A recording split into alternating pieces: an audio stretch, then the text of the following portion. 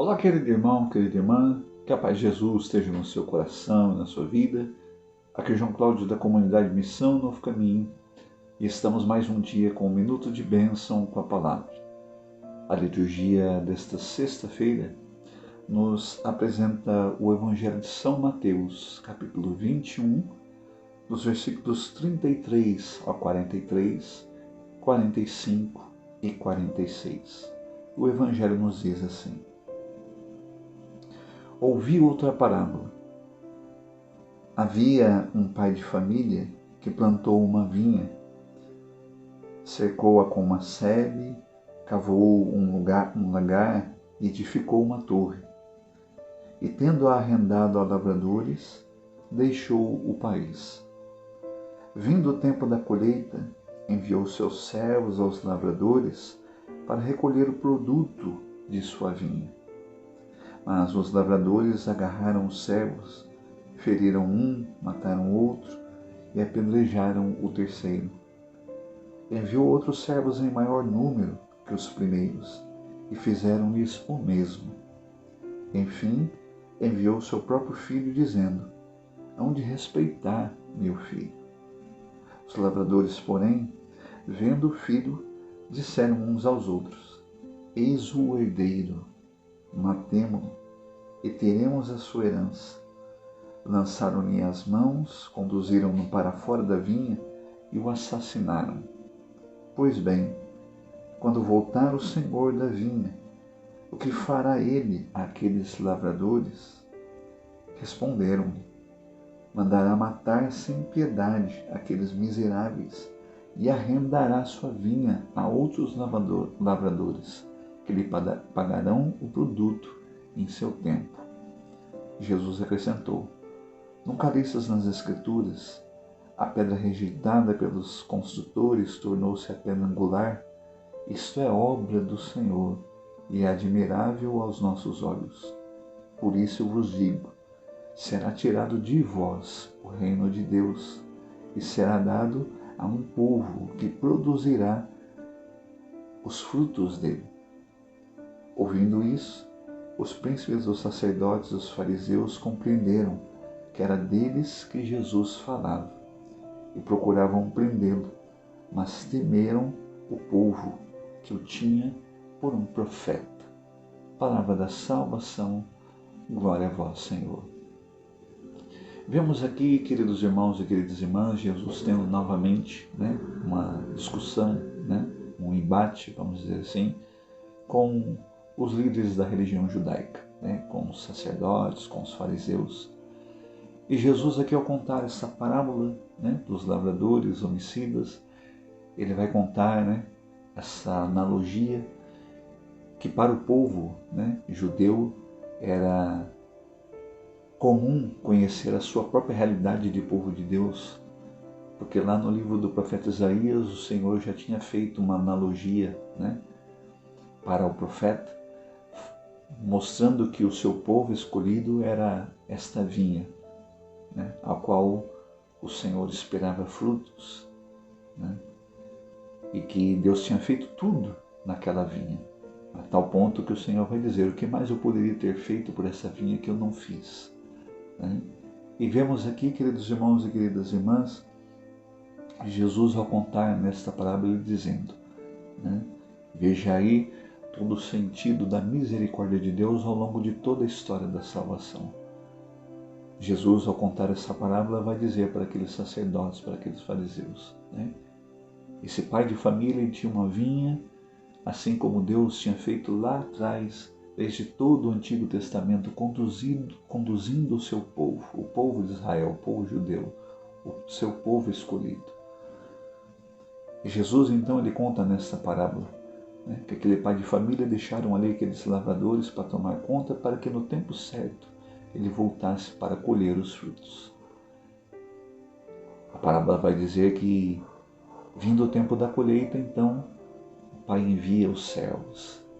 Jesus, vamos dizer assim, como naquele dia, naquela conversa com Nicodemos, da mesma forma os sacerdotes talvez não enxergaram, não compreenderam.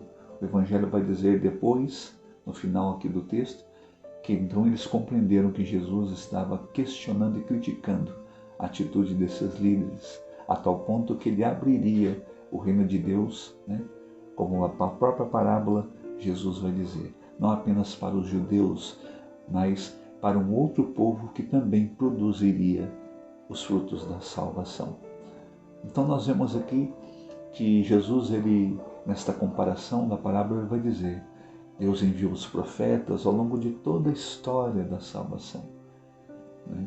E assim como mataram, né? Não ouviram os profetas, não deram ouvidos, né? Rejeitaram, né? E mataram os profetas. Na parábola o Senhor, ele vai dizer que então o pai daquela família, o dono daquela vinha, vai dizer, bom, agora resta-me mandar o meu filho hão de respeitar. Jesus então ali se apresenta, né?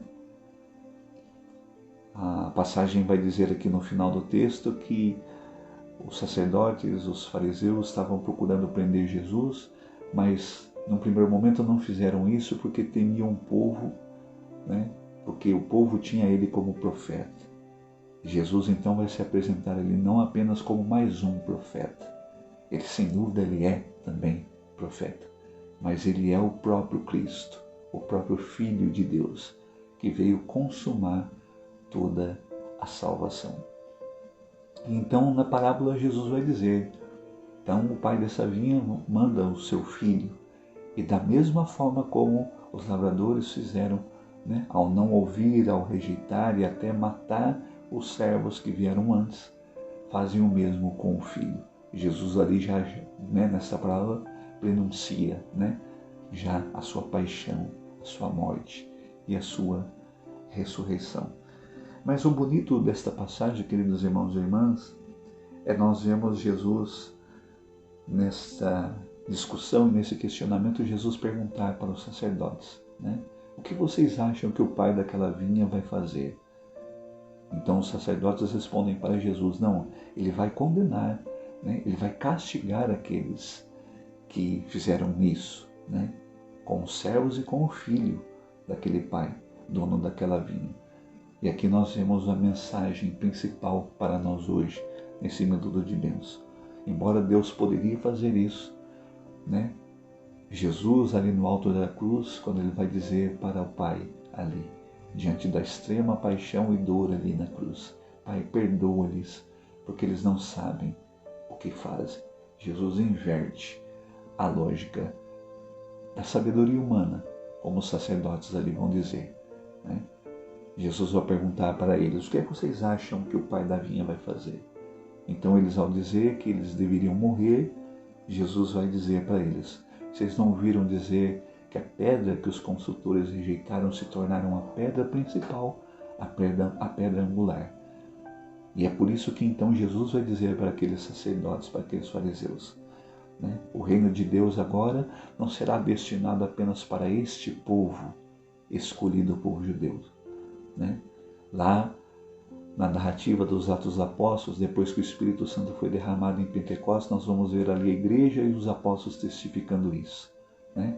Os pagãos recebendo o Evangelho, né? Se encontrando com Jesus Cristo e vendo as suas vidas serem mudadas e transformadas.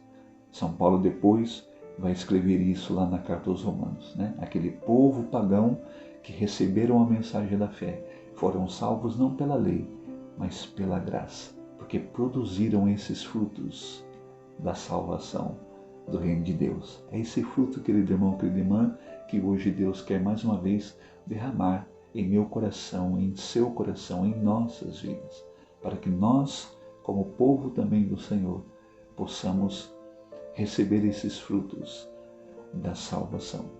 Sem dúvida, nós sabemos que diante das nossas fraquezas, muitas vezes nós, né, talvez até de maneira consciente, ainda continuamos não acolhendo ou até rejeitando Jesus. E é o que a igreja nos convida, né, a intensificar como penitência nessa quaresma, né? Diante dos nossos pecados, nós ainda continuamos, na verdade, queridos irmãos e irmãs, a ferir o Filho de Deus, a ferir o coração de Jesus. Mas bendito e louvado seja Deus que, como o Senhor conta nesta parábola, né?